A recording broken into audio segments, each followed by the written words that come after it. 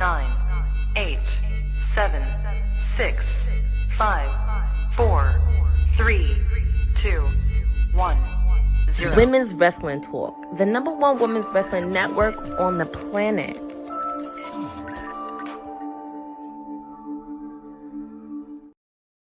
Do not adjust your social channels. This is your timeless elite, where she has the keys again this week. I am very super excited, and of course, it's Wednesday. I mean, there's Timeless Elite Wednesday. You get a special 4-hour watch-along edition, but we have so much stuff to cover on a Wednesday.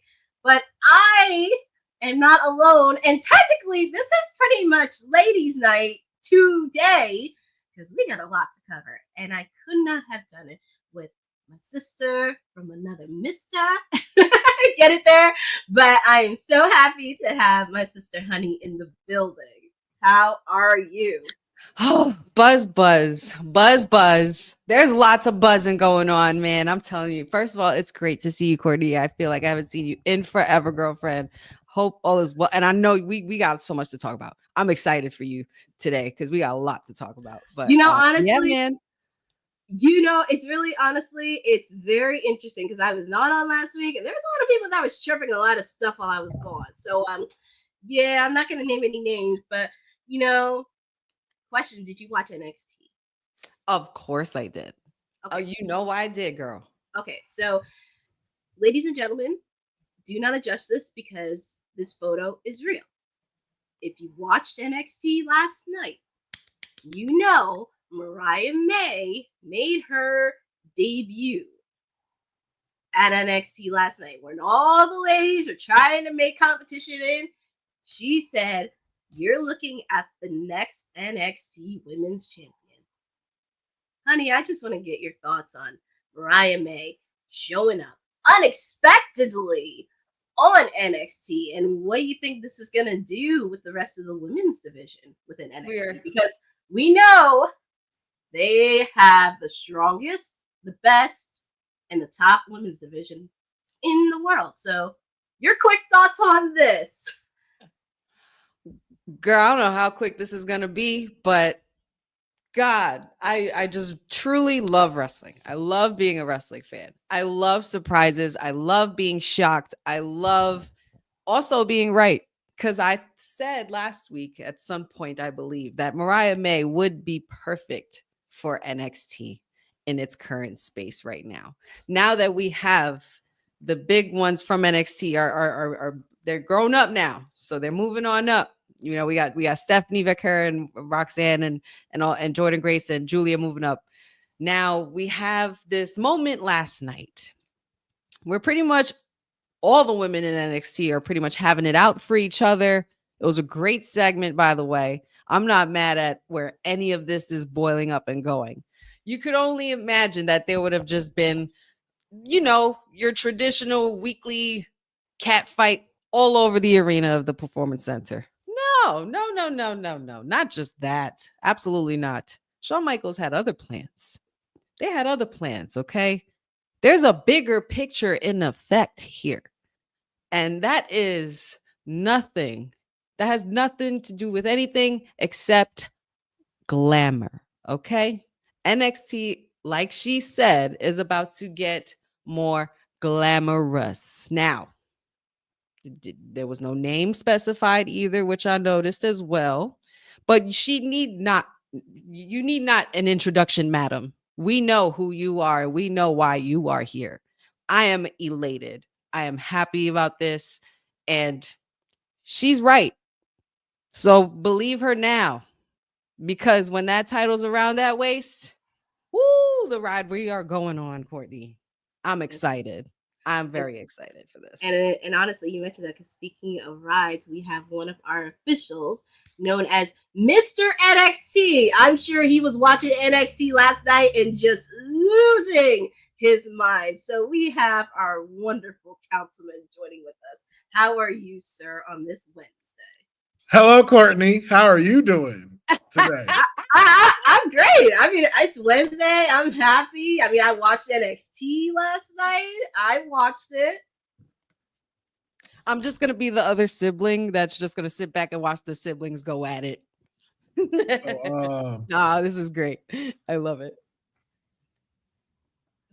First of all, have no fear because your councilman is here. But that fast? Yeah. That fast? This is what we doing. Yeah. This is what we're doing, man. So I just want to know, like, Courtney, just like, how do y'all feel being the NXT for WWE?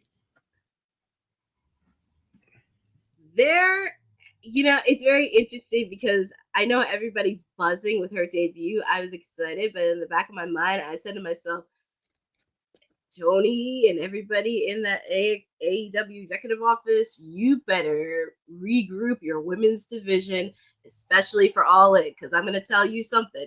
You're going to need more than Tony and Mercedes to close that out. You're going to need at least all of your women's division. You need to actually create legit storylines and at least put a picture in it, because on paper you have it, but this is going to be one of the lessons learned. And also with the fact too, because Mariah said this many times, WWE was her dream. She started off as WWE Shop as a model. Then at AEW was kind of a launching pad for her, and she was in one of the hottest storylines. She was pretty much on everybody's top 10, top 100 lists. And she said her end goal was WWE. Now, this is going to be tricky because I just don't want this to be used as a launching pad for AEW. That's what I'm very nervous about. I'm very happy for Mariah. I always want all wrestlers to be successful, even though people think I'm the timeless elite. But there's a lot to say. And I'm going to have a lot to say about Watch Alone tonight, too, because there's just a lot of thoughts that are going through my head. No, speak your mind, Courtney. No, over there.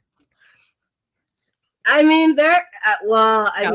you're so bad. he wants to stir up the pot. See, he's worse than Sid. I'm usually the one that does that. It's usually my job stirring the pot. I got the honey pot stirred up, but you know what? It's pretty much doing itself. All I'm saying is this. If I'm fake TK, my last AEW women's champion just dipped. Gone. For the big leagues and showing yo, I'm here to get my practice in. And then after that, I'm out. And no one can blame her. But also too, though, if it's played right by fake TK, it's like there's nothing wrong with being number 2. And I say this in the most okay way. I'm not saying this to disrespect them, but think about it though. All of these people have this AEW stamp, which means something. Kind of like when a former WWE star goes to an indie place or something like that. Like, what are they gonna do? They're gonna promote it. And say former WWE superstar.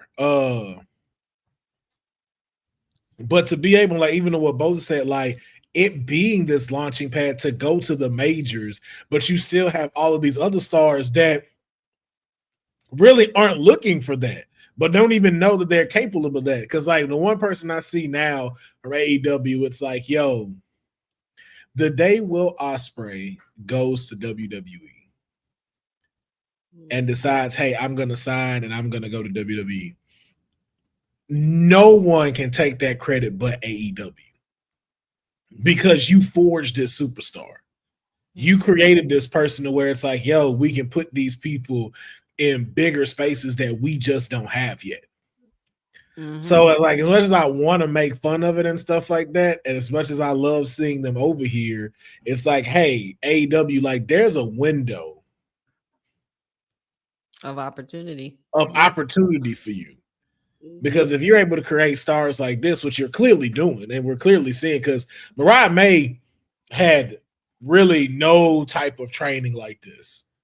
AEW did kind of make this girl, outside of Stardom, of course, and everything like that. But AEW is what made the world know who Mariah May is. And you're not going to be able to take that away from them.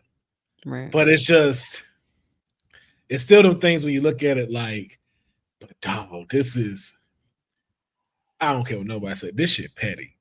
This petty. I ain't never seen. You have. I don't. Like. Correct me if I'm wrong. I've never seen people get on television on WWE this fast in my life. No, From never. Stephanie, Ricky, Ethan, Sean, Mariah. Now, like Joe Hendry. Ricky. Like we talked Monday that she's Oh, no well, you're longer talking AEW, on the yeah. thing. We just talked about that, and the fact them lights went off and she's standing right there. Mm-hmm. But I do got a question though.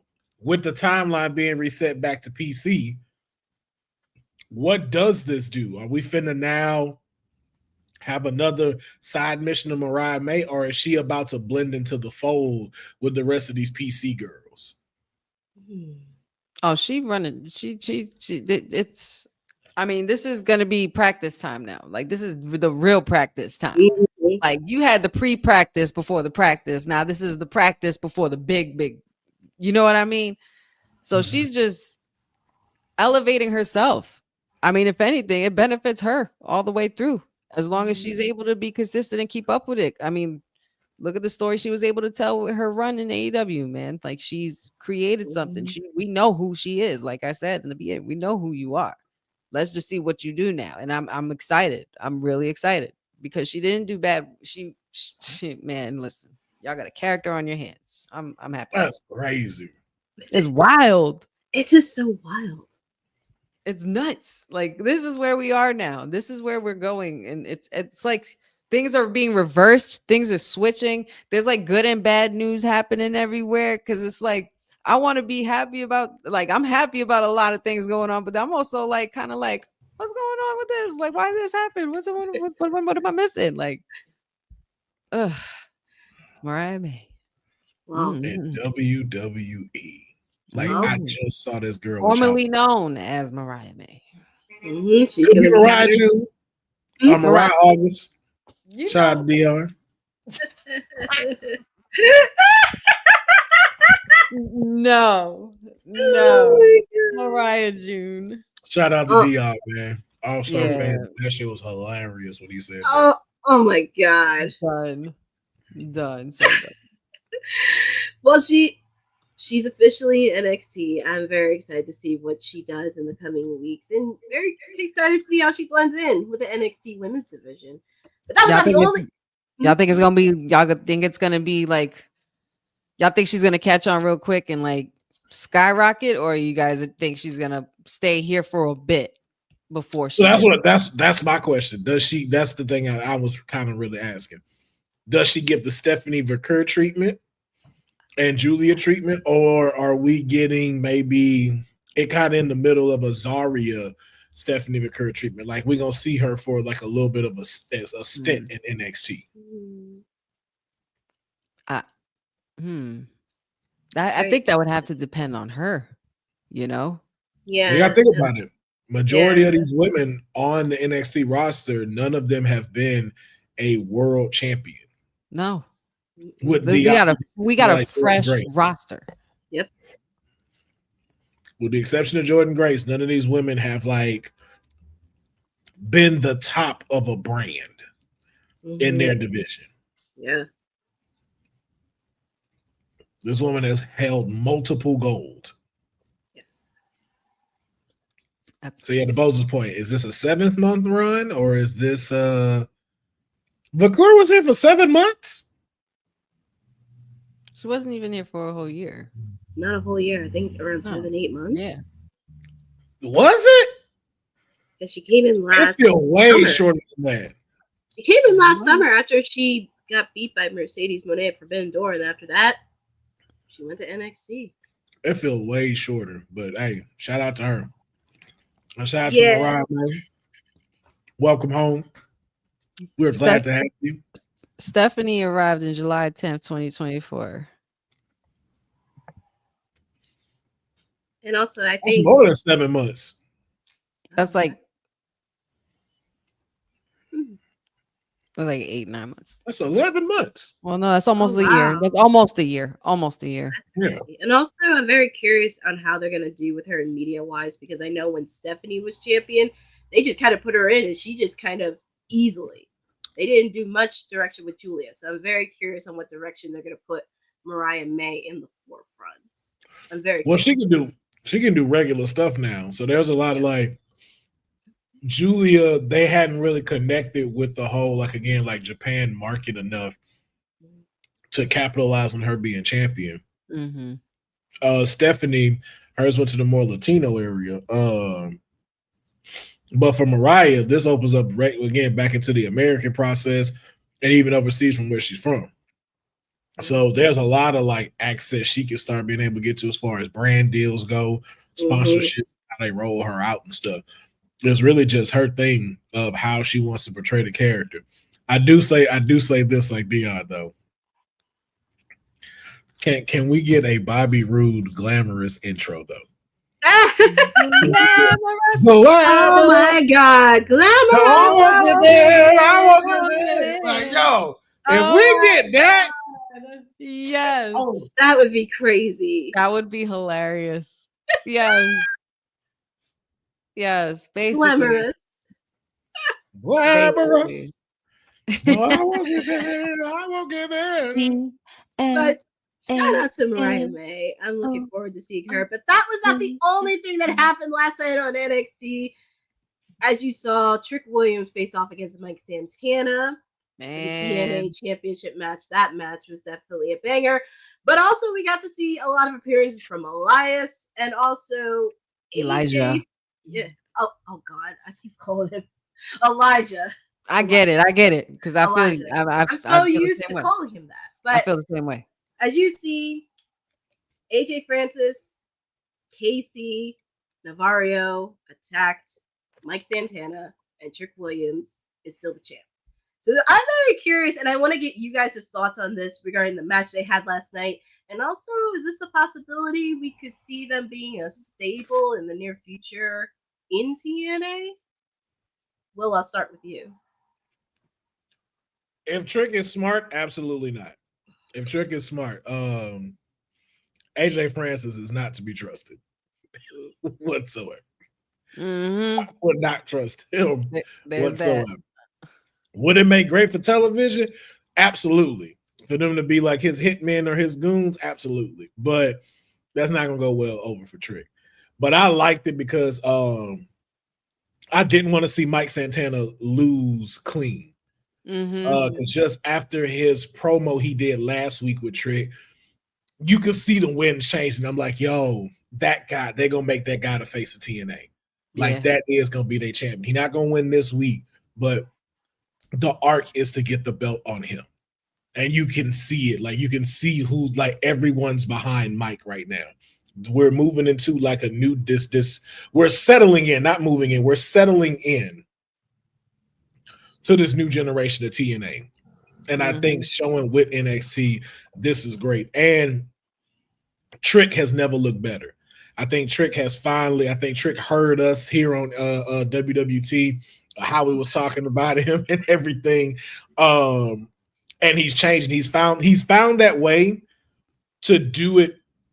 I don't want to say better than Melo did it when he went heel, but he's forged his own path. Yes. To where it's not like, oh, you're just rinse and repeat Melo. Like, I don't think you could call him that anymore. You can't say that he's just a like Carmelo Hayes anymore. Because Melo didn't do this. No, Melo hasn't done this. Melo didn't make this type of history. Melo made history. Yes. But he hasn't made this type of history. Trick is literally creating history in real time. He's the first ever from NXT to be TNA champion. And now he's aligning himself with the likes of others in TNA as well. So it's like, it's a wild picture to see from where we were years ago. You know, he's finally come up, like you said, forged his own path. Yeah, it's really nice to see Trick doing it. And Honey, same thing, like your thoughts as well with this, especially, you know, AJ Francis coming in last night. And also, do you think it'll be probably not the last time we'll see Mike Santana and Trick Williams go at it? No, absolutely not. I actually very much like their match as well. Mike Santana has always been a great competitor. He's always been one of my low-key favorites from the indie side and in TNA as well. Of course, being a loud and proud Boricua from the Bronx myself, I could get with that vibe. I I love the alignment of this because Trick's role is very intricate and very important in this part because he is literally the gateway in between the crossover of TNA and NXT right now. It's no longer like Jordan Grace because she's moving on up and Julia and everybody else is moving on up and stuff like that. So it's like there's a shift now, and Trick Williams is finding his own lane and creating his own lane in real time as we keep going as the weeks progress. Because at one point we were concerned. There were concerns, and so shout outs to whoever was listening. Shout outs to Trick for listening. Taking note. The we don't like to criticize. We just like to be constructive and figure out how we can also help. So we're just glad that he took them notes, and it's working. It's gonna work. It's going well, but it's definitely not the last time we're going to see Trick and Mike. I think that's going to be a very important rivalry going forward, for the face of TNA and the former face of NXT. I think and so now too. TNA. I And think what so a way, too. what a way to completely like forget and not really forget, because of course there's no forgetting, but what a way to completely find a way to slowly underhandedly get Joe Hendry out of there as well, because we all know the direction he's heading in. Mm-hmm. Indeed, because I think with Trick being on TNA, it will give a lot of eyes, especially if you never saw the product of TNA. And that actually leads to this, where this Friday, Elijah and Trick Williams will meet for the TNA World Championship at Against All Odds in Arizona. Friday, of course, we're going to be doing a lot of bold predictions. This, Worlds Collide, Money in the Bank. So there will be a lot of bold predictions, and we will be able to do that on Friday. We also found out next week, the ruler, the NXT champ, The big client, the ruler, taking out Jasper Thorpe. big back energy right here. I ain't liking it, man. I'm not liking it. No. Why not? The leader of the Big Pack Coalition won't allow me to bring Jasper into the fold, man. We're having the Big Back Mountain Barbecue, and he can't get a pass. You know what I'm saying? Like I was ready to. I had my basket of meats ready to welcome Jasper into the Big Back Coalition, but Jasper was coming in hot the way he challenged him. So, he got to earn that respect before we could bring him in. I just don't know if I wanted this match so soon for the title. I think this would have been something I would have loved to see flushed out a little bit more as far as like a rivalry is concerned. Like I loved when they came face to face in Ava's office, and it's like I'm telling them, "This is the first time you've had to meet somebody that's eye to eye with you," and I'm like, "Let's let this cook. Let's do this." But now it's like championship on the line, like word, word, and then now who finna interfere? Right, that's what I'm wondering. I'm like, I'm not finna believe that any of these guys are getting pinned. Not either. It's not gonna end clean. No, it's gonna end disastrous. Yeah, disastrous. It's giving like breaking the whole PC. I wonder if the high rise Wes Lee and them will come and interfere. Because the funny thing is, we saw the stuff with JC. We haven't seen it with Obado. Who's all finna come after him? True. Very true. And who could he align himself with? This is also a good way to put over Jasper Troy, because he did do a great job at LFG, because his work spoke for itself. Oh yeah, this win-win for Jasper. Like, this could also lead to like maybe some stuff like, where Shawn Michaels is going to put them in a match together to go against somebody, see if how long they could get along, team up, and then, both be an alpha male. That shit ain't happening. So it's like, and then it's good. They're going to find a way to slow cook their relationship in NXT while trying to turn them into a really good bitter rivalry, and where Jasper Choi can contend with Oba for the NXT championship again and could possibly, I don't know, but this is, I mean, unless we believe Joe Hendry. there's only, Joe Hendry. because I'm not finna believe that we're gonna get the Don beating Oba again for anything. Let's just put that, throw that out there. I think that's a no. I think That it's like a can't no. happen. Something, but maybe that's what this makes way for. You know what I mean? Like, that's imagine like for what? Well, no, but I'm just saying, after all of this is settled, like after all the dust is settled with Oba and Jasper Choi, like maybe this would make way for, you know, Joe Hendry to Oh, I to thought you make. were talking about Tony. I was like, Hell no, absolutely not. The whole reason why I started that discussion was to go against that idea first. I made sure I made that clear in the beginning. But no, this is for like you said, for who we believe in. You know, I feel like there's one person who could get in the way of that. Like, imagine these two guys about to go at it. All of a sudden, you have say his name and he appears right before they even get to each other, ruining the whole moment and coming to mess up both your shit. Like, both of you get out of here. That would be really funny. That would be so funny. he was like, I told you I was coming back for you. While we playing, that might be just what happens. Watch. That might be just what happens. I'm gonna laugh my tail off if that happens. Oh my god! Especially now that we mentioned it, because I don't know what kind of stuff that we have like going on, like in our energy, but I'm just saying, we just be manifesting stuff. You be manifesting it.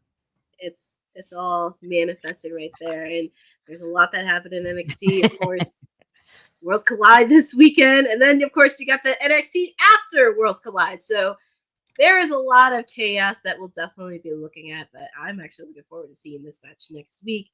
Also, we found out last night on NXT, Ricky Saints suffered a laryngeal contusion, unfortunately. So his condition is no timeable on when he's going to return, but it's just keeping track of injuries and updates thanks to that jerk Ethan Page. I was not too happy about that, but that's all ego for you. He wants to make sure he destroys him, but wishing Ricky the best on his luck. And this is actually an interesting story, and it goes back to NXT. You're probably thinking, why is Mandy Rose up here? Oh my goodness. Goodness.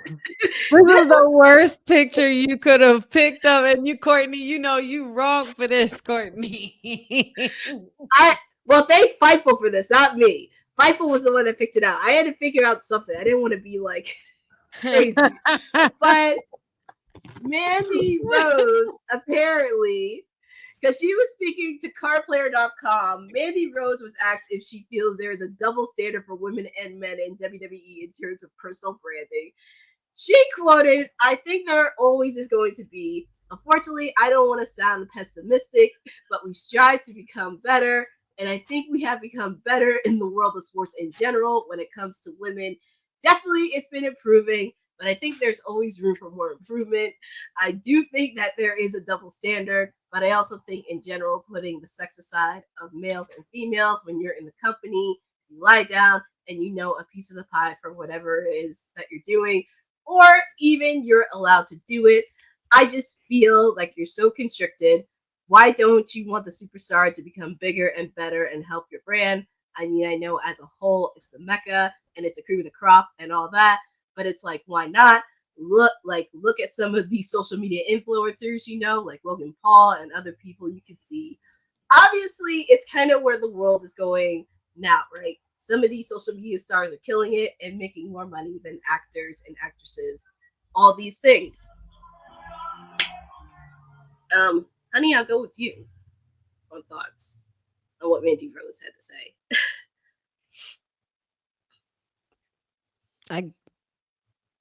The only thing I guess I can say in this situation like this is pretty much, we have she has a right to her perspective if that's what she wants to go with. I mean,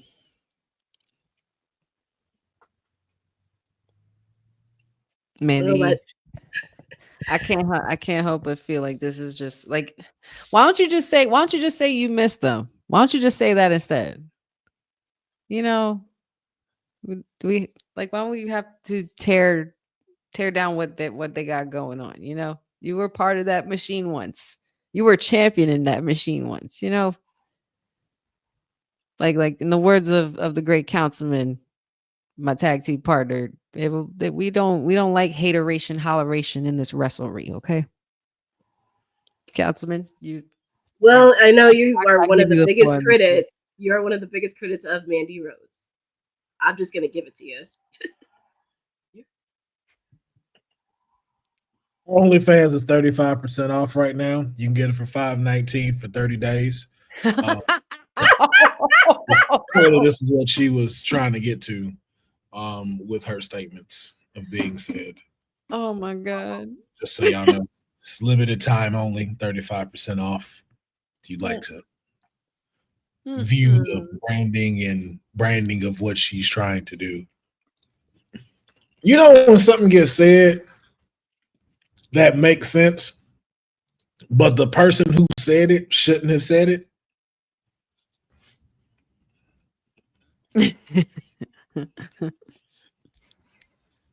That's what this is right here.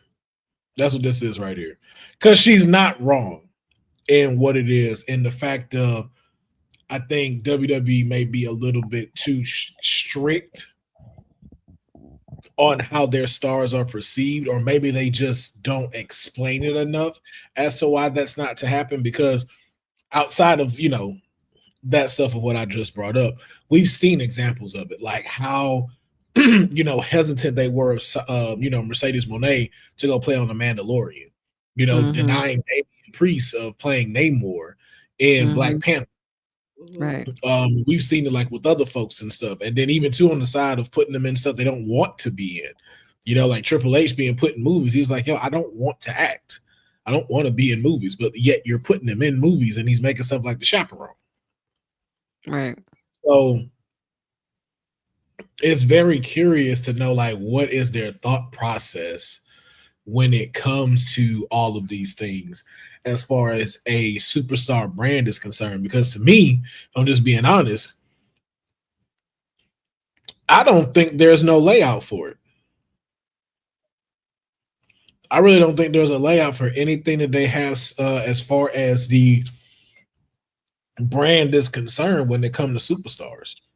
I don't, like, if you can name me a superstar that the company has had it to where socials make sense there, as in a brand and whole, you're just like, hey, I could take this person and go pitch it to this brand because they have every single point that's needed to be able to pitch this out.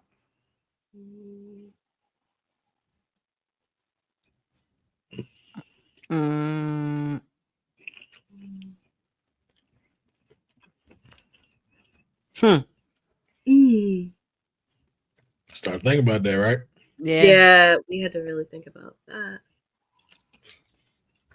I don't think that they pitch them as individuals. They pitch the company. Yeah.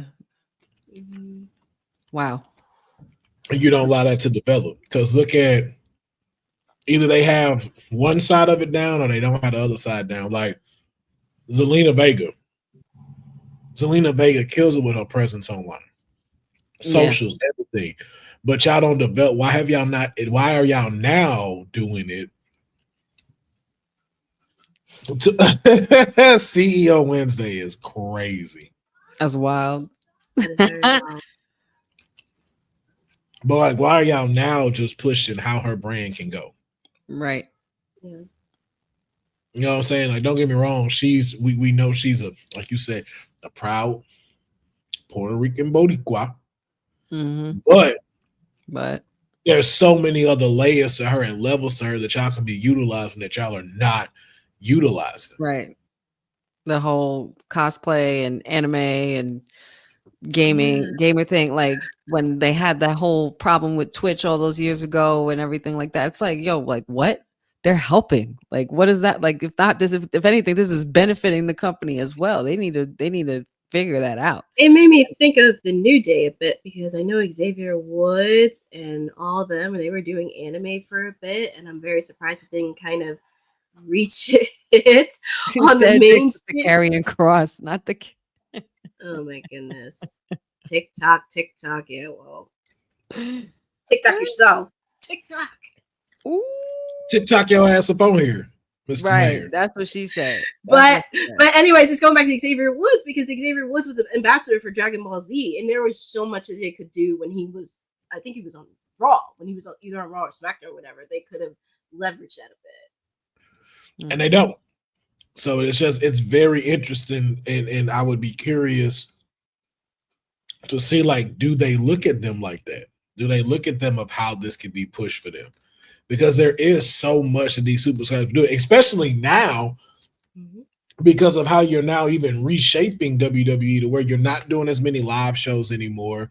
They don't necessarily have to be around the globe 325 days out the year. So it's like now, like, yo, like I could see, like, even like, again, I know I joke a lot about this, but like Mandy Rose, if she was still here, like Mandy Rose could do a quick season stint somewhere on a CW show. Like, and I mean, like, not just like pop in like once or twice, like, yo, like put her on a full season arc and then have that be promoted as well. Yeah. But then you're getting the word out to them, but it's just like I don't know why and it feels like they kind of stopped doing that. Like, you remember back in the Attitude Era or even like the Golden Era with like Bret Hart and them, like they would just throw them in shit. Like, I forgot what it was. Like Bret Hart was in where he just threw a chair at somebody and was beating them up with the chair, but it was a part of like a TV show. It was a USA show. It was mad random. And Sean was in Baywatch. And Bret, he also did a guest voice on The Simpsons too.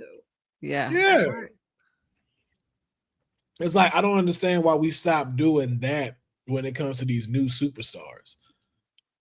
Like, I feel like you haven't developed them as a brand anymore. But I think too, because you're not trying to build superstars anymore.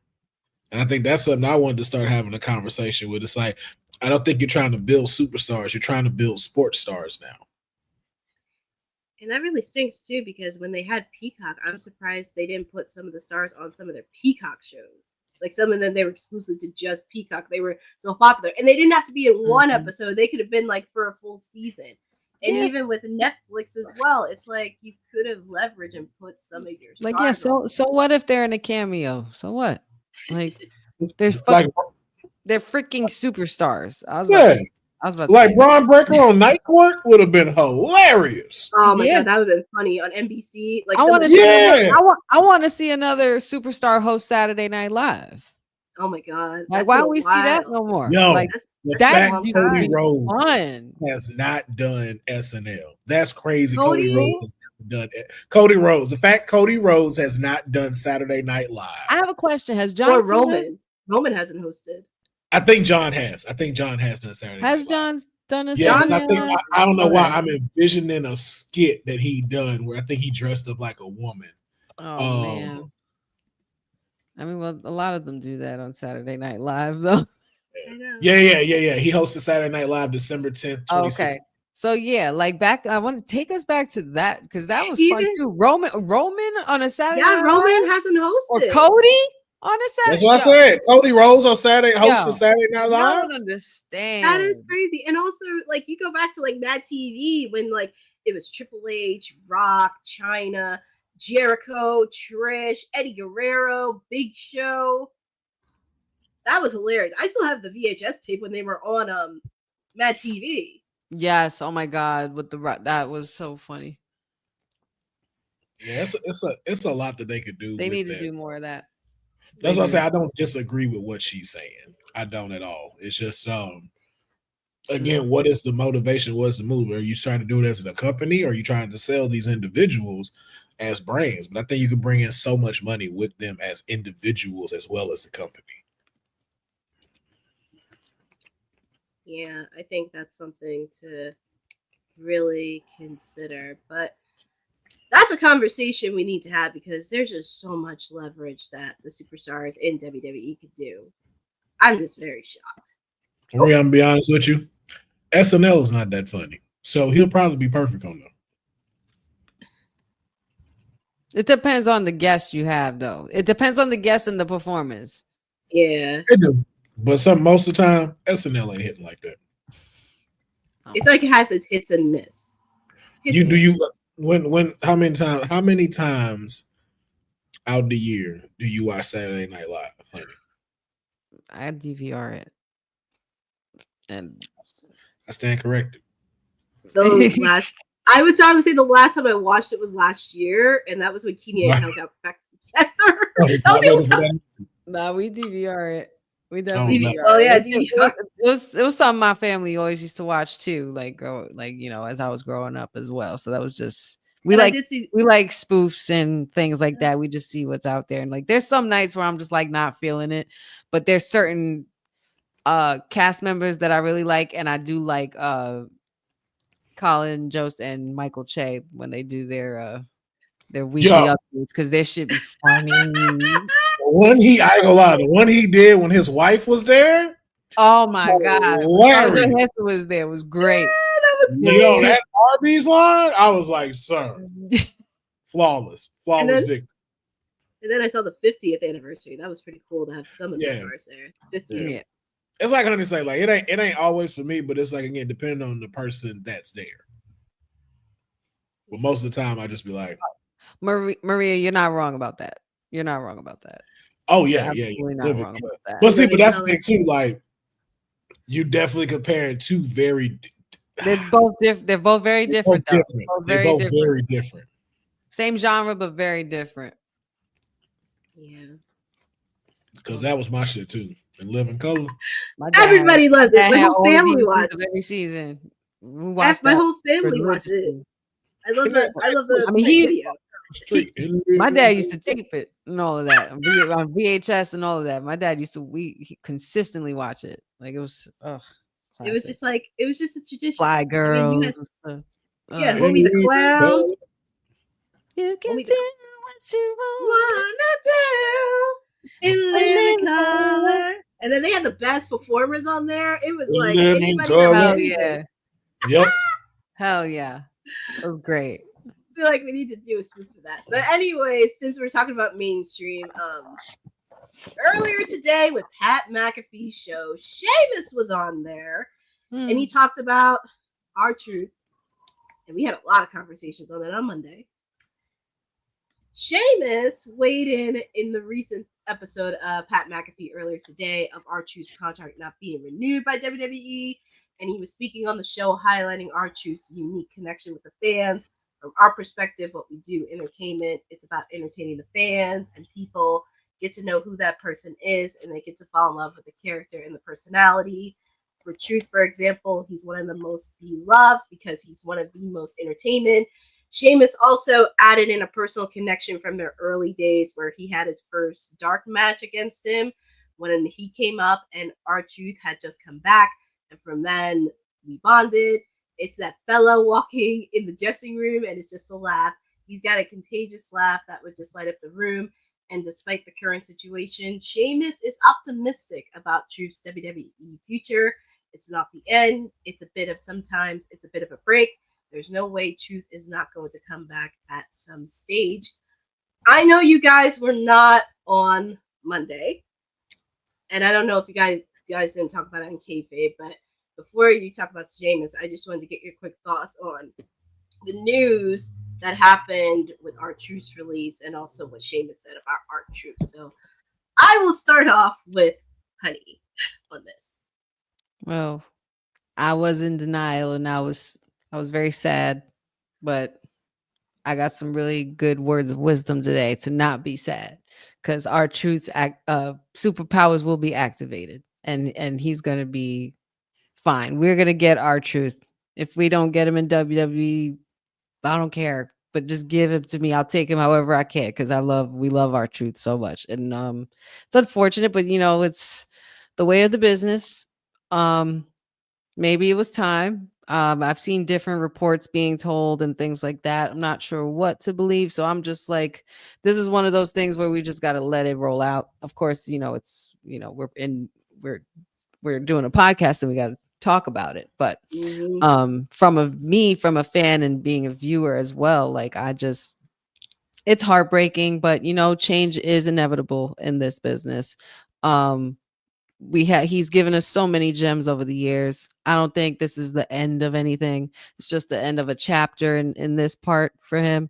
I don't, we could, maybe we'll see something down the road from him, or maybe he'll retire. Not sure. Don't really want that. I kind of wanted my truth to be the one, man. I thought he was going to do it.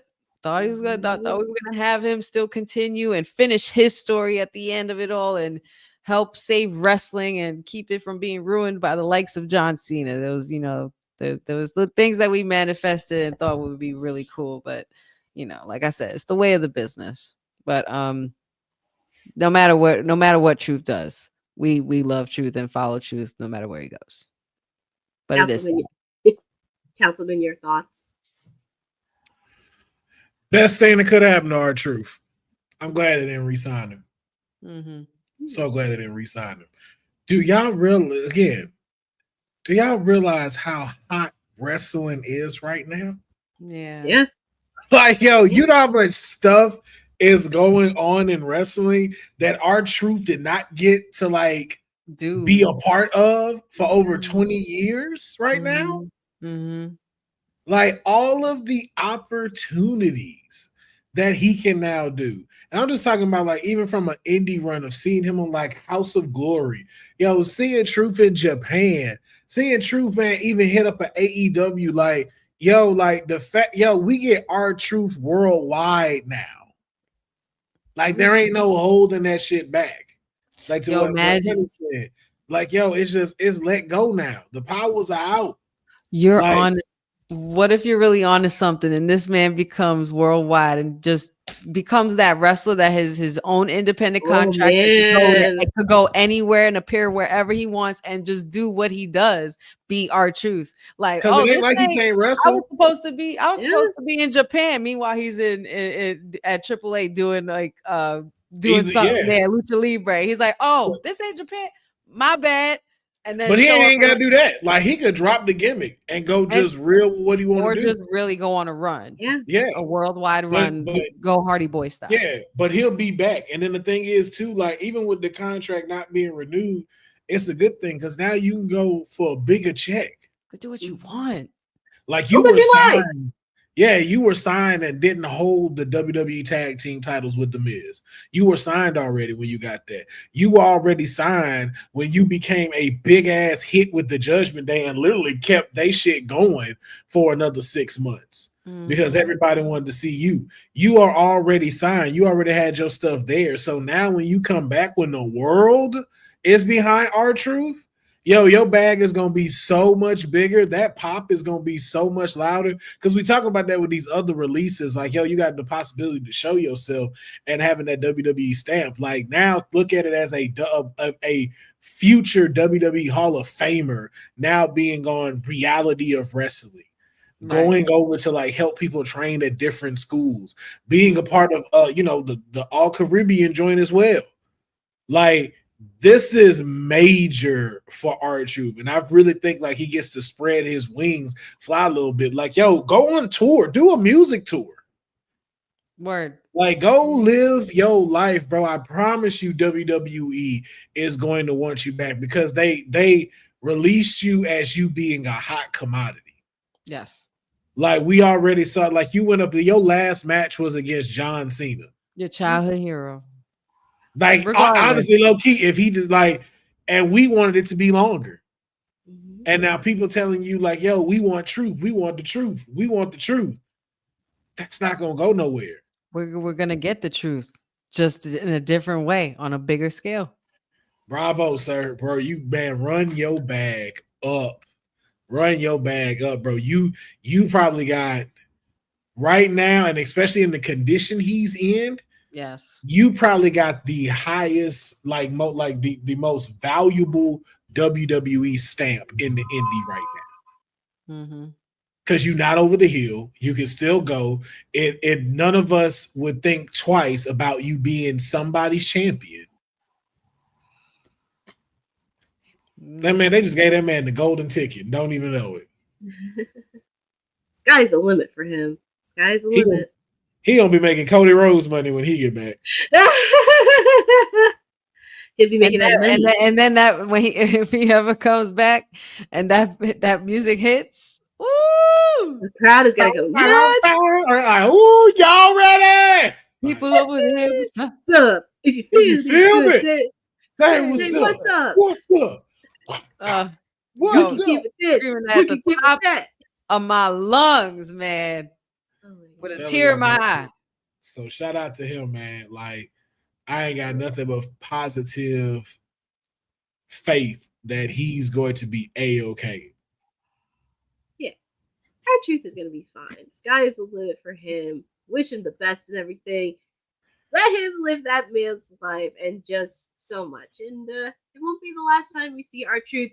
And it's funny you say wrestling is hot because if you watch Monday Night Raw, Money in the Bank is set for the men's and women's. Listen, that men's one wasn't looking too great, but they look. Shout out to WWE because they made the greatest choice that they could. Now it got some heat because El Grande Americano is here to save the men's Money in the Bank match. Thank God they pulled that button. I was like, because this is not looking great for y'all. This woman's going to spend a sweep for real. Now we got ourselves a match. Rossi's. Honey, your thoughts on the men and women's Money in the Bank match? It's set.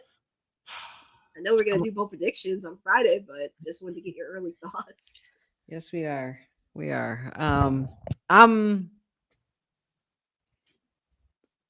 a little concerned about the men's match. I'm concerned. I just have some concerns. Just some concerns. That's all. But I'm going to go into the women's first because I like ladies first. I'm excited for this. I swear, like, if it wasn't for that damn tag team match, I would know that this would be the main event, the women's, and it should be. Look, like you have the heavy hitters in here with these women, the workhorses through and through. And also former winners in a former winner in Alexa Bliss. So it's like, yeah, and Rhea, you know, the muscle, like it's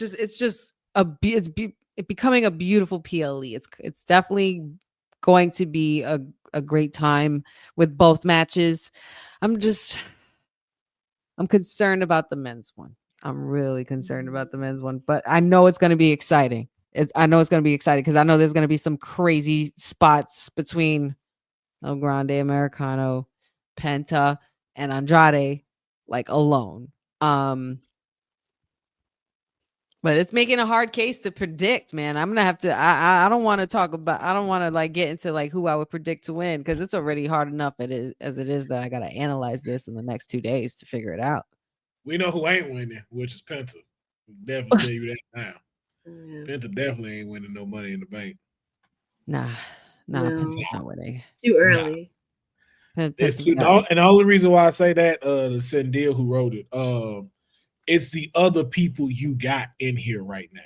Right. So there are big cases for Andrade, LA Knight, and Solo to need a Money in the Bank win. We know the money is on Seth, but there's way too many more people who definitely need this right now. Right. Than Penta. And there's also people that can stop the big guys, you know, and create a different segue for them to get into. They have Seth has an upcoming side quest. You're not just going to think that you take down my tribal chief with a spear and get away with it like that. So therefore there's that. So I don't have my exact prediction, but I just broke it down why it wouldn't be Seth. Same thing for the women's, man. Like you got to get to the ones that are hot right now. And I don't know. Like the women's is too hard right now. I can't even say it. Man, you know who it is. Stop playing. Stop. And it ain't no disrespect to my client, man, because my client is out here doing the Lord's work right now All on of Monday Night Raw. Okay. But she sure is. Yeah, I mean, hey, she's there. She's there. It looks like But- Miss Liv Morgan has a lot to say about Miss Roxanne, but she's But I've there. stated it. I've stated it.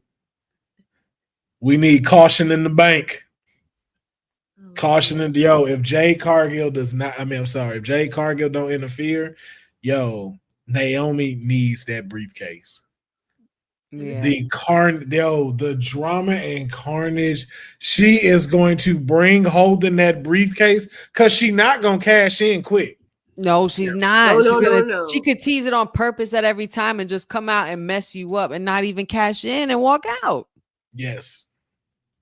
Everyone else, if I'm just being honest, everyone else is there to put on incredible ass spots. That's all it is. Because if you think about it, this is what you're going to see. You're definitely going to see a Julia Stephanie Vickers spot. You're going to see Alexa Bliss do spots. You're going to see Rhea Ripley perform spots on all of these women. Yep. And the person that's going to be left standing is the veteran, which is Naomi. Because if you think about it, all like Alexa cancels out Roxy, Stephanie cancels out Julia, and all four of them cancel out Rhea. Stephanie's debuting at this Money in the Bank too. That man. is- But she don't lose if she don't get the briefcase. That exactly. And you know what? I was thinking the same thing. I was explaining that to Patrick when I was talking about. I was like, this is perfect now when you have all these women, because it doesn't hurt any of them. Honestly, it doesn't. None of them hurt if they lose. But the person who needs the win is Naomi, and she needs it. And the only reason why is you need it, especially for your WrestleMania loss. If they had you take the pin at WrestleMania, you deserve Money in the Bank. That should be your just payback. But I'll be happy and shocked if it goes any other way, as long as the one that we don't want. All of these women are still deserving, but I'm just saying there's one we don't want. If Rhea wins, I'm gonna start watching NWA, and that's it. Speaking of that, we do have another official that wants to put his thoughts in on Money in the Bank. You know him for doing Monday Nightmare. Ced is in the building. How are you, sir? Do you know me for that? I don't think you do. It happens when it happens. And it didn't happen on Monday because the audience didn't want it enough. I didn't get enough demand, so we didn't show up. So checked it up with Miss Trinidad. I said, how's everybody doing? Great. I mean, I couldn't be happier. This has been a week for your councilman. NXT is great. Money in the Bank is great. The men's Money in the Bank now matters because Big Grande. I mean, come on, like Grande. they just because at first it was like, yo, this is opener at best right now. Now, if it opens, we got us a bar setter. Like, listen, y'all got to top that. Did you see what El Grande Americano was doing out there? Y'all got that's setting the bar. That's how you know we gonna have a 10 out of 10 show. I had that checker. To be honest with everybody, I was going to do a Raw review before this show today, but I figured that everybody was just going to recap Raw anyway. Trying to think about what on Monday Night Raw kind of irked me. It'll come back to me. Soon. The main thing being Io kind of being like a side character. It should be like her show. That's like one thing. But I've been thinking about this last night, and I want to float this idea to y'all as far as Saturday with Money in the Bank. Solo has to win. I beg your pardon? Huh? What? Solo has to win. Okay. He's been kind of a miscast for so long, even though he went through the whole resurrection, new leader of the fake bloodline, stuff like that. It's like we forget. It feels so long ago that was the Saudi show where he pretty much took out John Cena before we saw him at WrestleMania 40 last year. We're so far removed, and now he's still in this like holding pattern. This automatically elevates him to where we should see him, because even though Jacob's the hot new toy, he's fun, does a lot of great things in the ring, I still feel like the company views Solo as like, hey, he got next. This automatically gives him that and makes him purposeful. Especially when nobody's El Grande is not fighting for the AAA title. No. And that's Chad Gable. That's Chad Gable. Two distinctly different people, different shades of color, if you will, as well. Yeah, exactly. I am so done with y'all. We're not really. What? Are we really? Yeah. What? We know that we know they're the same person. I'm like, I'm not. Y'all not convincing me.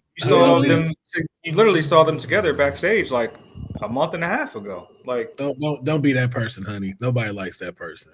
So we just saying people look alike. Let's not do that. You're better than that. You're better. If you want to look real closely, like underneath the mask, Big Grande got like a mole, like right here on the upper lip. That's how you. And he got some big ass eyes. Yeah. Like Chad Gable don't have big ass eyes. He has Colonel Guile. Then my question is, why is he wearing Chad Gable boots? See, yeah, okay. Exactly. That's the question. I think they confirmed. Our former United States champion confirmed that those might have been Chelsea Green's boots. Could have been. I mean, one could also say that y'all were seeing it incorrectly, and that C was an E. You know what I'm saying? It's the C with a little thing right in the middle that makes it an E, and EG for El Grande. But of course, y'all convincing yourselves already that it say CG on there and stuff like that. Okay, somebody could have CG'd that CG. You know what I'm saying? Yeah. Just to make y'all feel better. But no. All right. Yeah, Big Grande. And I heard y'all saying Naomi for the women's, but I'm full speed ahead, La Primera.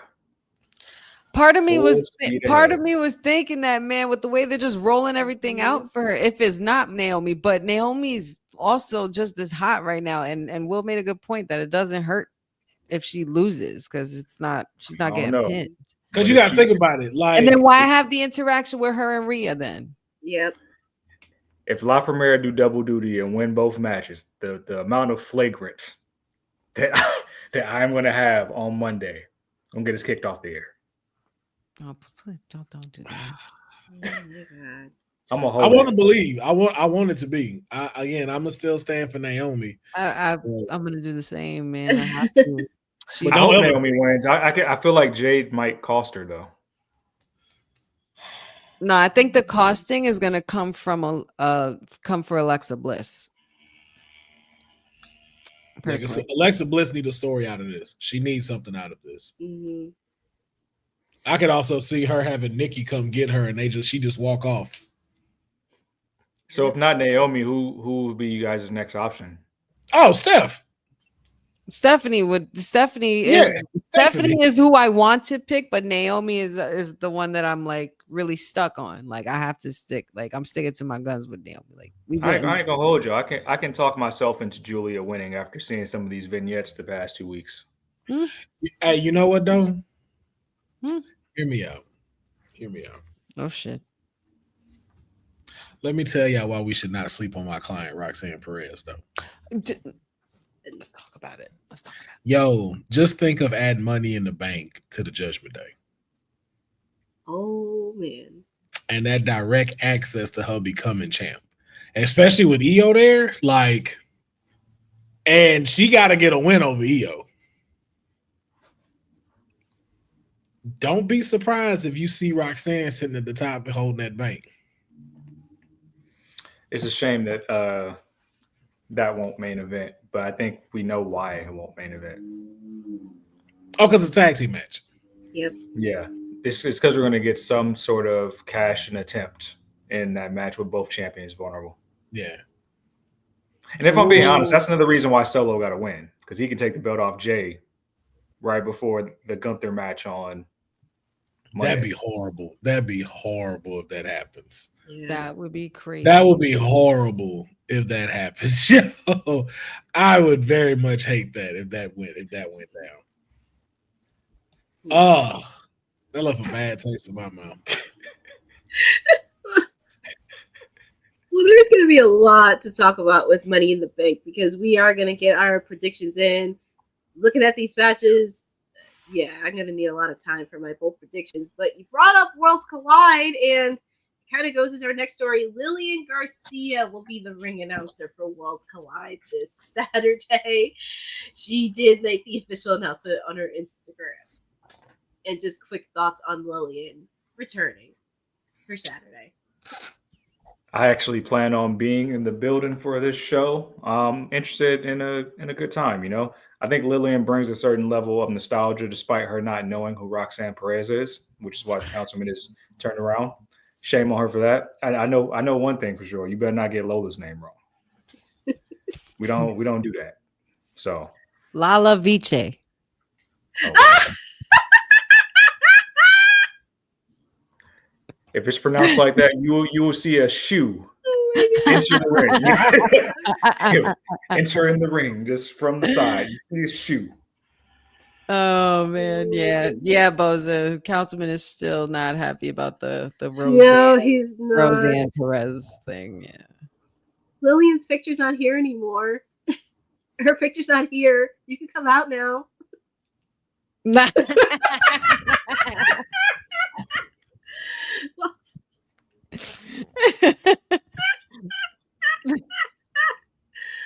Well, I'm just gonna head through stories because we have to preview Dynamite tonight. She's gonna fuck up all the names. If she gonna fuck up all the names. It's a 4-hour show. Stephanie Vacker. Stephanie Vacker. No. Oh my God! Please don't put your Lola Vice. Like, man. I said Lala Viche. Lola Vice. Yeah, that do sound like a dish though. That do sound like ceviche. It's like ceviche. Yeah, see. I can see that. Hey, she should get that like a Miami style ceviche and name it what she did. What Honey just said. You should pitch that finishing move. Little ceviche. I'll actually be. You know what? We got the little sizzle thing. I don't know if I'm gonna make it because I'm actually gonna be with my client on Friday. That is confirmed. I mean, you gotta do what you gotta do.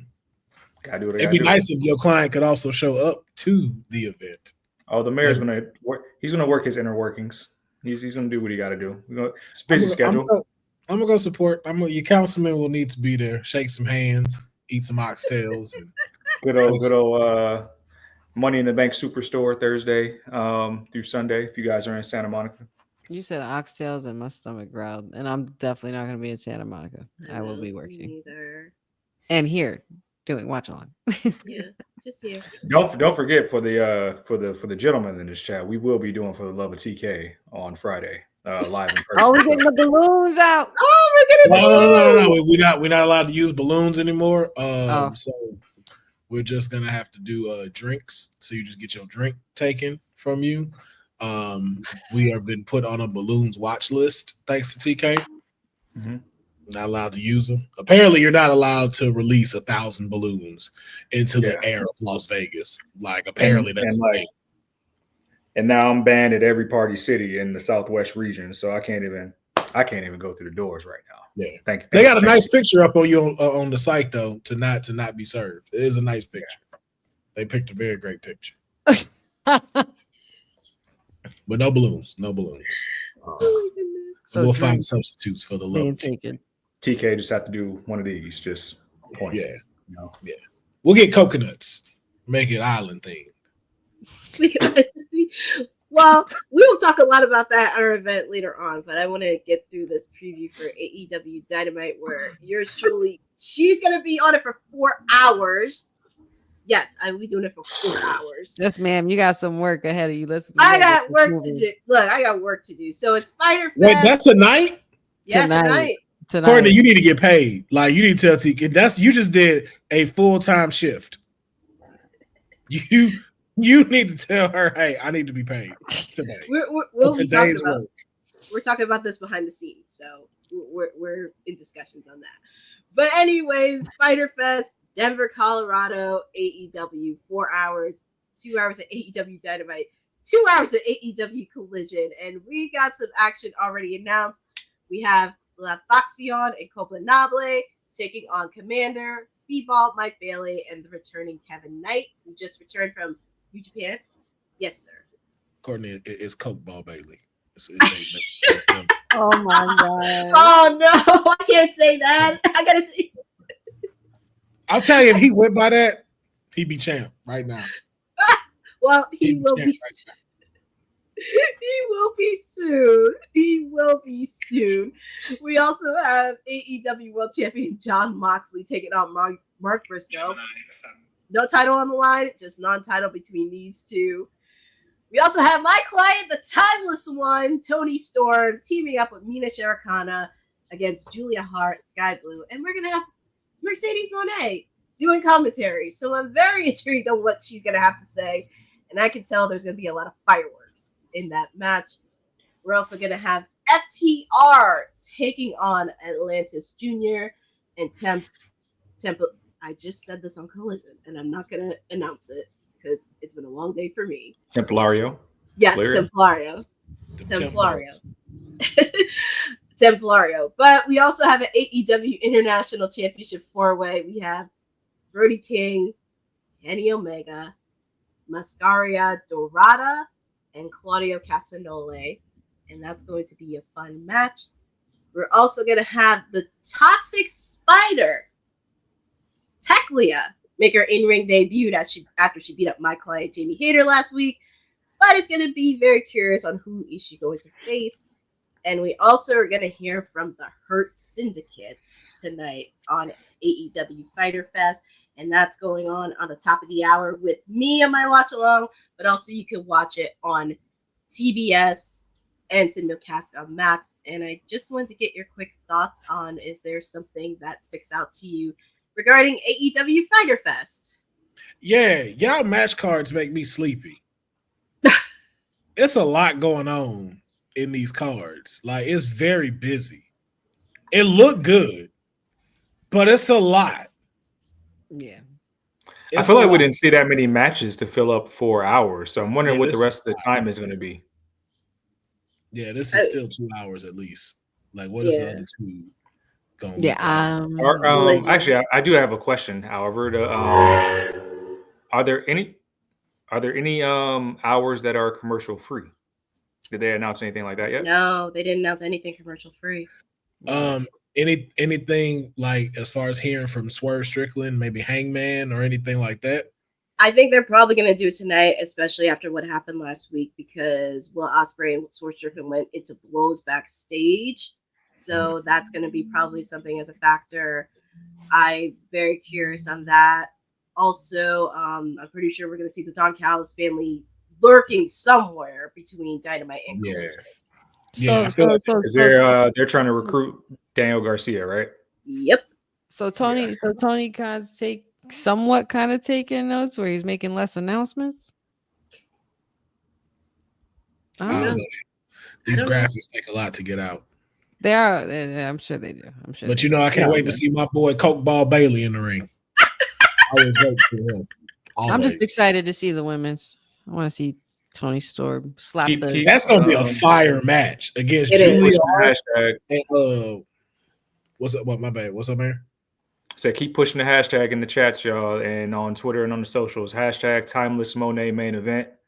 That's the main event we want to see all in, not the other one that we've seen multiple times already. That is the one we do want to see on the main event. Put the pressure on you DK. Don't make it the main event. If you don't make Tony slap it off Miss Monet. You better. That's not what happened. That match, Tony gonna feel some time. It's gonna be just time, Tony. No time less. I don't know, bro. That Tony Storm ain't nothing to play with. No, she's not. That girl's a timeless wonder. I know that's the CEO. This is the big one for the CEO, so she need to come correct. And then she got that Hollywood ending waiting in the background too. I call Tony Storm the big one. She's yes. She at the top of the mountain. Say what I said. I got no comment for now. Not for now. Watch your mouth, Sindel. Watch your mouth. You can end up just like Hiroshi. End up just like Hiroshi playing with me. We don't mention that name on this show. or them letters, whatever they are. Oh, please. The acronym. I mean, at least she 4 belts again. Yeah. It could be 5 She'll belts. be all right. She'll be all right. Wait, is her title gonna be on the line too, or no? No. That's the more reason why Of it course should main not. event. They can Of spin course it down not. into champion versus champion. Of course not. I think that's what would make it main event if both titles went on the line. I see TK then making it main event. Azumi beat Mina Shirakawa. I was there. I saw it live. She didn't beat Mercedes. If we getting technical with it, she did not pin Mercedes. And Mercedes was not pinned. she's still undefeated. She hasn't lost yet. Yeah, she was not pinned that day. So although she has the strong title, you did not take it off of Mercedes, technically. Who I get it. She lost her title. But she was not pinned. AEW All in Texas, July 11th. That was the 6th. No, it's Oh, you know, I'll be July wrong about 12th. July 12th. That's a Sunday? 12. Okay. That's a Saturday. And I think I'm going to be at AEW Dynamite 300. I don't know if that's the go home show for Texas or not. It might be. Or it might be the week before. It may be. Hey, my fault, cousin Ron. I got you today, though. I promise. Thank you for holding me accountable. Real ones. Well, that's top of the hour with me, but I just wanted to go over like another thing of AEW news because my other client, Anthony Bowens, yeah. See, Sad, you got a lot of nerve talking a lot of crap when I wasn't here, saying Mercedes is the only one that's carrying the brand. He's carrying the brand. I'm just saying. But anyways, in all seriousness, Anthony Bowens is going to be serving as a Grand Marshal for the 2025 Dallas Pride Parade, and it's a really good opportunity for him because he didn't get a chance to do it last year because it was at Forbidden Door last June. But since Forbidden Door's in August, I'm very happy that some of these people are really doing adventures outside of it. But just wanted to get your quick thoughts on this latest adventure by one of my clients. Honey? This is awesome. I love it. I love when superstars advocate, for all rights of all types, of course. And with Pride Parade is always a fun time. If you haven't been, it is actually a great time.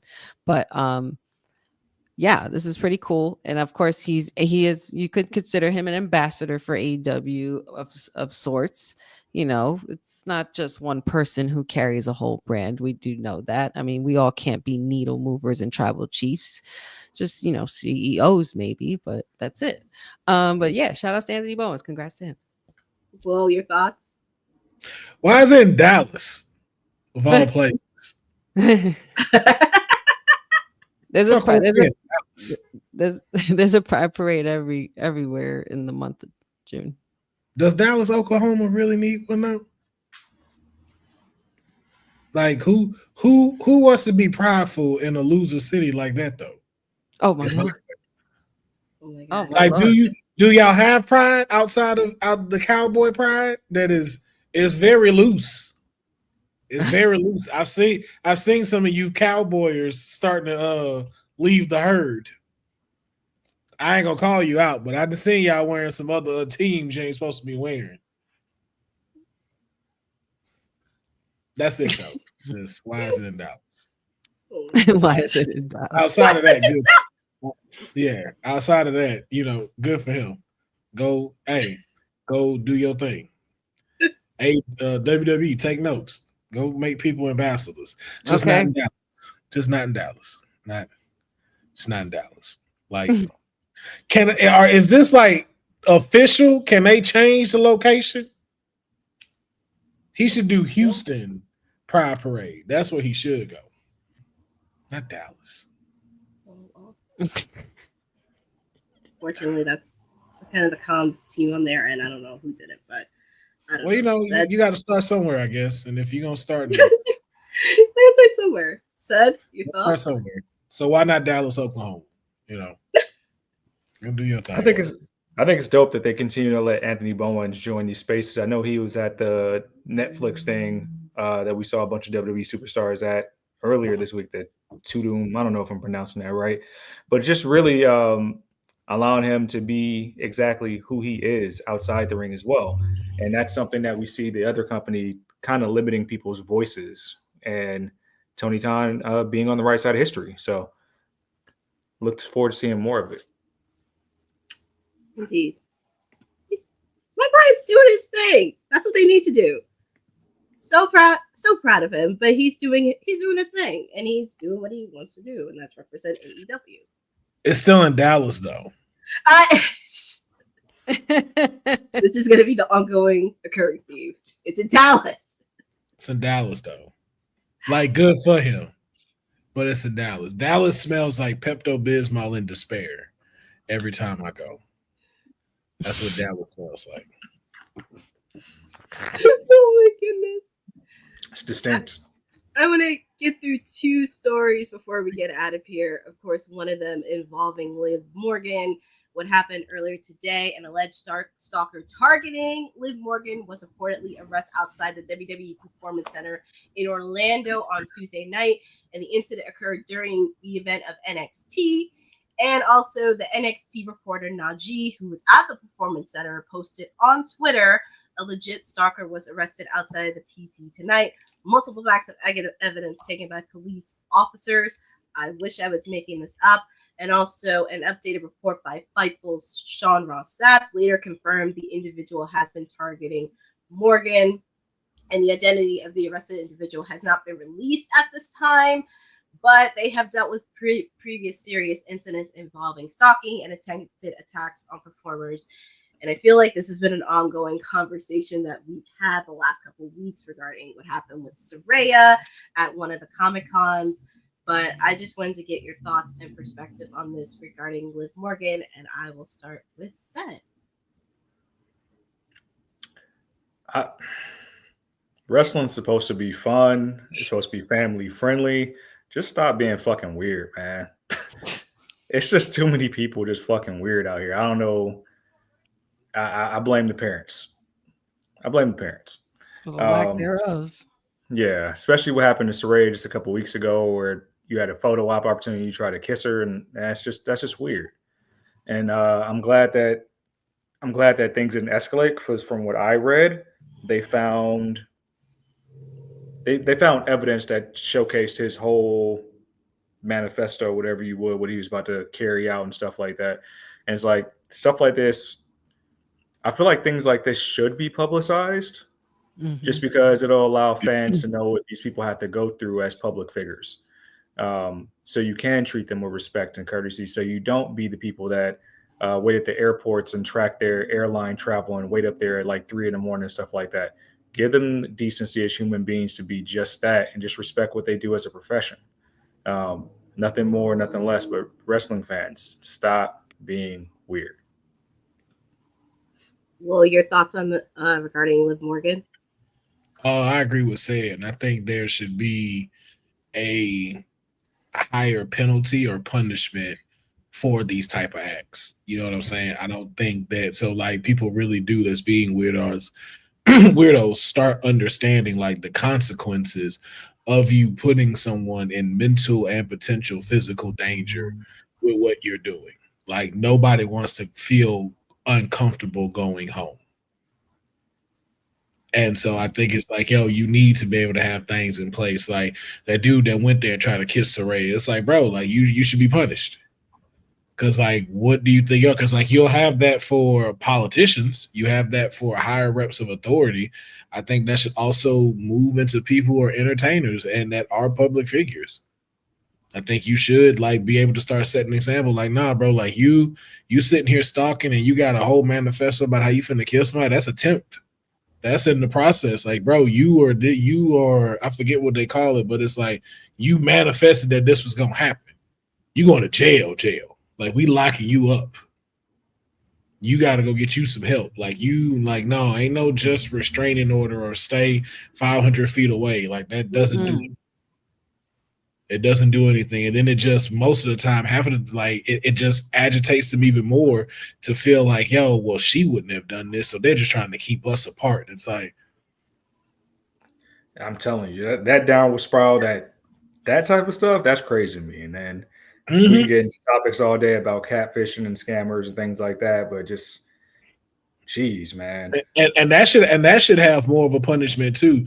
Like, I don't like the fact that we live in these things and like you could just say shit and then that just be it. Nobody do no evidence and everybody drag these folks through the mud and stuff like that. And it ain't no real proof being given, or people, like you said, going catfish and lie about this way. Like, I've seen some of these Liv Morgan pages that people be having where you legit think that's her. And stuff, and you start looking at it, it's like, yo, somebody did AI they face, her face onto them, and then just start doing the movements. And I'm like, yo, like, you really putting people's lives in danger, and none of them asked for that. Right. They risk their lives physically every fucking time they step in this ring already. But now for you to now have their lives being risked out and to being fucking normal. Like he said, like, you waiting at the airport for 7 hours to take a picture with this woman. Like, I'm sorry, I will feel some type of way if I saw Liv Morgan. I would be excited, but I'm letting you know now. There ain't no person on this earth gonna have me waiting for 7 hours to catch no damn picture whatsoever. I don't even like waiting in lines 5 minutes to go watch a WrestleMania. I will go home. So again, to Mayor's point, I completely agree. Like, yo, stop being fucking weird and stop ruining it for everybody that got common sense, man. Because I hate to see when superstars are not enjoying the ride. Like, you see that just even outside of just wrestlers, like, it'd be so weird and stuff. And I'm like, Cedric, like, you know this just by being here. It'd be so weird to meet people you done seen on the internet or like shake their hand because of how, like, you know, this, like, stuff like this didn't happen to them and it didn't scarred them. Like, lady, I'm not finna do you shit. I'm just saying hello. Yeah. But they so used to something about that, but like, nah, I don't even really want to hug. Like, you finna get the Keanu Reeves hug where you hug them, but your fingertips still out. If y'all never seen that, please just search on Instagram Keanu Reeves hugs. He don't never touch nobody ever. Yeah, But it's I think just at like, the end of the day, people got to remember it's like you can be a fan of these entertainers, just like you're a fan of sports teams, athletes, things like that. But at the end of the day, they're human beings just like you. They live a normal life away from their profession, just like you do, and they want to be treated like normal. I feel like people that stalk, like, their punishment is to get stalked back by somebody they don't want. Like, if that was part of like community service, have a registry list of people like, hey, this person gonna stalk you. The last time we had this discussion, the first thing I remember saying was, I don't know how many times we have to have this discussion, but it looks like this is just one of those discussions where you have to keep on having, just to make sure people are aware, because it's just not cool, man. We deal, with you had Saraya, Asuka, Sonyaville, Live now, and it's just like it's constant. And even it's not just the women, it's men too. Men go through these kinds of situations as well. This isn't just a gender thing. Like, all kinds of people go through this. It's just unfortunate and sad that we live in a world where there are people who cannot differentiate their reality from what's real, and they just make up their own fantasy and story in their head, like do some split movie type shit. You know what I mean? Like, there's something really wrong with that, and there does need to be some kind of penalty, because they allow bans for fans at NBA games. If fans are throwing things at the superstars as they're walking back into the locker room and things like that. There's been fights that have broken out because of that. There's baseball, when somebody disrupts somebody's home run, you're pretty much disrupting the play, so you get banned for things like that, and you should never be allowed back. You should never even go out. You shouldn't even go outside. You need to be locked up. I think it's really important to have this discussion, and I wasn't on it the last time, but I feel like this needs to be taking very seriously, and especially in the wrestling world where it's very hard. And I always feel bad for the wrestlers who are still in the market and trying to find a relationship, and then you have all these weirdos trying to get up on them. Right. And it's like, you really have to remember these are human beings, and you have to figure out what is their special interest. And I could say this from personal experience, being a title holder in the pageant world, it can be very daunting, because of course you have people who want to see you in your tiara and your sash. That's fine. But also at the same time, I had to be cautious about my safety, because there were people who really thought like, yeah, I am very interested, but you only love me for my looks. You don't love me because of the work that I've done this past year. So I think that is something that needs to be addressed, and also definitely a platform for us, speaking for Liv, Saraya, Sonya Deville, even all the wrestlers out there, because I think it's very important to really speak on these issues. And sometimes, oh, sorry, go ahead, Courtney. No, that's fine. That's fine. But I just think it's really important to really consider and really bring up these conversations. And I said this in the chat. If you're not ready to have those hard conversations, you better give it to the person in line that's ready to have them, because this is something that's not going to go away. And this is something that really has to be addressed. But this is something you have to remember. Wrestlers are humans. Wrestlers are humans. They have lives. They have families. They're going to school. They're doing all these things. And you want to wait 7 hours at the airport. You want to wait at their hotel past midnight, where Kevin Owens had to deal with the situation where he was trying to put his son in bed. And then there were a few times Mercedes Moné had to deal with a lot of stalkers right before, even like after her divorce. I couldn't even imagine her DMs piling up after that, and that's really scary. Yeah, and it's not just, it's not just physical. The creeps definitely be up in here. And then you just have to warrant yourself, man. Just warrant yourself, and just be kind to people. Just be kind and just be aware. But there's some people that actually don't have that thought process to be aware either. So I should bring back knee. So I should bring back kneeing in the nuts. That need to be a trend again. Are you talking about the YouTube show? Nah. You remember them old like 90s films, like movies, the dude like need them in the nuts. Oh my god! Oh, okay. Pervert, boom, just need in the nuts. Like, oh my god! We're not going all the way Shinsuke Nakamura. Not need to face, need a nuts. I thought you was bring talking that about back. the TV show with the dude with the orange wig on. He used to go around kicking people in the nuts. Oh yeah. I'm aging myself there, because I used to laugh hysterically at that in college. That was hilarious. Yo, that used to be hilarious. I was like, not to that extreme, because like you could damage like that. But a good because remember that established to not go try no stupid shit. Right. Like no more. Like you wasn't finna go walk up to her no more after getting kneed in the nuts. And you not about to do nothing else because you've been kneed in the nuts. Right. Yeah. Too many Joe Goldbergs out here. Far too many. Too many. Stop being weird, man. Stop being weirdos. Please stop. Y'all be being messing weirdos. it up for the rest of us that can't ask nothing, can't do nothing, because now this lady upset, scared, and just can't get an interview now. Can't even can't do nothing because you didn't terrified this young lady. Yeah, they don't want to be there that long. I remember Saraya told me that, because Saraya gave me a hug in the aftermath because she remembered who I was. But she told me, she's like, yeah, we had an incident earlier, and she looked like she was visibly shook. And I was like, oh, damn, what happened? And then I think somebody on the side told me like, oh, yeah, blah, blah, blah. But then I saw her post her video about it after the Comic-Con. I was like, oh, damn. Like, no, she kept it together for her fans, but like she was hot. Yeah. And if you don't stop harassing some of the wrestlers, this is what's gonna happen. Oh, would you look at? Oh wait! Oh, it's unfortunately. Don't be willing to dish it. Don't be willing to dish it if you can't take it either. Just don't dish it. Like, don't dish it. Like, fight those impulsive thoughts. Like, just use some common sense, man. Like these people That's what I'm saying. Like, lock it in, bro. Lock it in, yo. When you get up beat Tim Duncan. Be Tim Duncan. Just be even killed. Like K-Doc said, freaky ass Mofos need to stay inside, bro. Stay inside. Stay your ass. Just Okay. stop being freaky. Like, bro, Stay just in go the up there, get your picture, get it signed, have a hug, Go dip. home. Go That's home. it. Hug a tree, read a book, do something to elevate your life.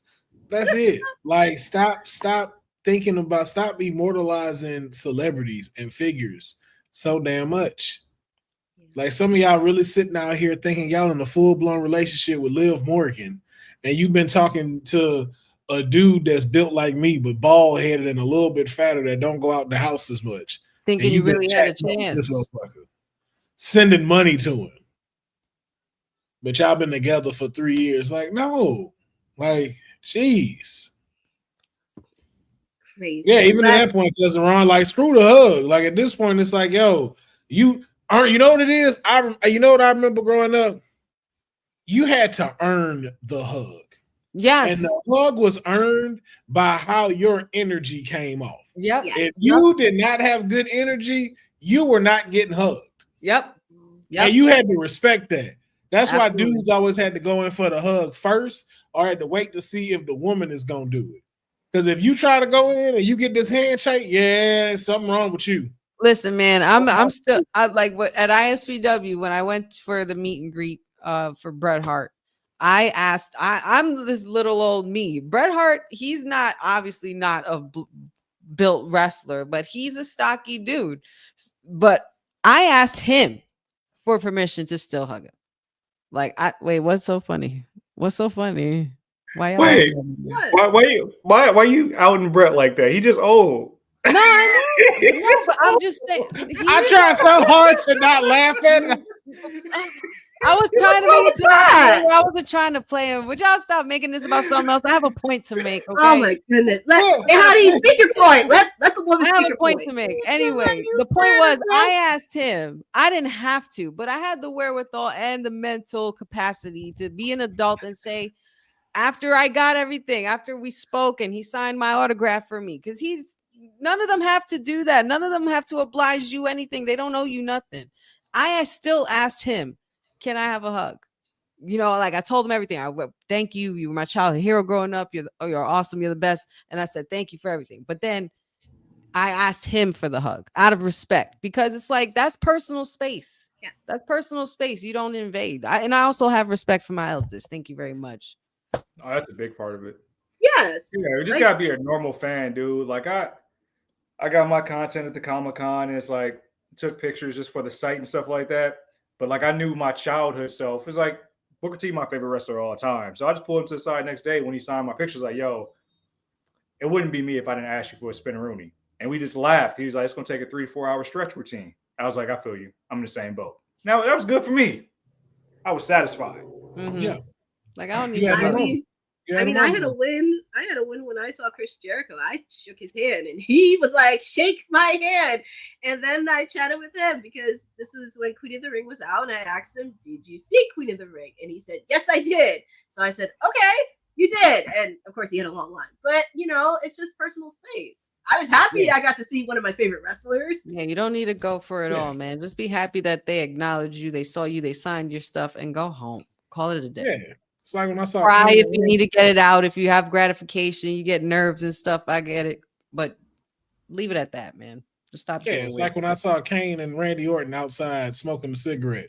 I ain't bothering like that. I was just like, Newports? They were like, no. Oh, okay. And I kept moving. I was just curious which ones. I was like, he looked like a Marlboro man. I was like, that's what I should have asked, but I ain't want to be on the nose with it. But I was like, I knew Kane didn't sport no damn Newport. Nah. Well, it's nice. don't respect it. Well, as I said, we got a good laugh, and it's just best way to end on a Wednesday for WWT Live, because we got to wrap up out of here. Top of the hour, you know, you got to watch along for AEW Dynamite, and you can follow us everywhere. And honey, where can the people find you? You guys could find me here every now and again on WWT Live. You could definitely find me here on Fridays, especially for a Honey Night SmackDown watch along every week as well on the Kayfabe podcast. Got some cool things cooking up with the boys as well. Wrestling with Honey .com coming later this year, as well as Wrestling with Honey podcast and all the socials, the usual Wrestling with Honey, TikTok, Facebook, Instagram. Y'all already know this. Y'all know this. The sweetest. Buzz. Said, where can the people find you? Ever so often. That's the best way to put it. Ever so often, I'm here. I'm gonna start maybe writing for this platform again once TK cuts the check. If you guys did not recap Raw today, then maybe I'll do a little 15-minute recap because there were some things I want to get off my chest after this past week of Monday Night Raw. I guess you can find me at A Taste of the Caribbean Friday night for the SmackDown Sizzle, where TK will be there feeding her favorite men that we pick out for her, oxtail meat. So you want to be there for that. Also, you can find me on these social streets at cedistheanswer on Instagram and TikTok now. I want to see them TikTok followers go up. I will post more content because Cousin Ron's going to hold me accountable. I think I'll post some Mariah May content today, and then maybe some Booker T or Mick Foley. I'll see how I feel. And then other than that, we'll be here Friday. And then look out for some dope Lola Vice stuff sometime this weekend. I got y'all. It's me. Well, where can the people find you? You can find me at Don't Touch My Nuggies on all social media platforms, as well as YouTube and Twitch. Shout out to Tyson's. Y'all know how we do. Tyson, then, yes, I get that brand all the time too. You see, y'all know what it is. You can also check out the Kayfabe podcast. We got something dope coming for y'all this week. We're gonna be live Thursday to give our predictions of Money in the Bank, Worlds Collide, but you also get to see Honeyfoot for WWT as well Friday. But we dropping something pretty big Saturday. Kayfabe is stepping it up. And I think y'all going to really enjoy it. So look out for that Saturday before everything starts transpiring, before Worlds Collide and Money in the Bank. Come over to the Kayfabe podcast and start your Saturday wrestling off right. Allow us to kick off your weekend for you. Yeah. And don't touch my nuggies. That's going to be the thing. But, I mean, the people know they can find me top of the hour for Timeless Elite Wednesday, because you get 4 hours with me. It's gonna be fun. And you know what? I know people on the panel don't watch AEW, but I am extending it for anybody that wants to join. It can be 5 minutes, 10 minutes, or if you're like, well, you don't want to watch AEW, that's fine as well. I include everybody in my watch along because, you know, wrestling is wrestling. But the people can find me chirping sporadically Monday, Wednesday, and Friday. You can also follow me on my social channels at CourtneyNJ11 because I got content galore from 90s Wrestling Con, from Queen of the Ring. Also, I will post up content from ISPW Wrestling as I did commentary last week for their first all-women's show. It was really fun. Make sure to follow Mo Vision because those are the people that do the wonderful video production. Feel free to follow on that. Also, feel free to check me out because she's cooking a lot of stuff happening in the coming weeks. And we do want to thank everybody in the chat. Cousin Ron, Boza, Jeffrey, our producer from the future, Dylan, popped in. Amantu's son, thank you all for joining on this edition of Sindel. And Sindel too. I can't forget about Sindel because you know. Yes, we can. Yes, we can. No, we can't. We do not. We don't. Absolutely can. I mean, you can, but we can't. We can't. But anyways, we want to include everybody. Thank you to all for the chat, and hopefully we get to see you on the watch on for AEW Dynamite. And thanks for checking out with us on Women's Wrestling Talk, the #1 women's wrestling network on the planet. Have a good evening, and we'll see you on Friday. Thanks for joining WWT. Don't forget to like us on all social media platforms at WW Talk Pod. Like and subscribe on all video and audio platforms, like yesterday, my G. And check out our website at www.talkpod.com. Thanks for watching Women's Wrestling Talk, the #1 women's wrestling network on the planet.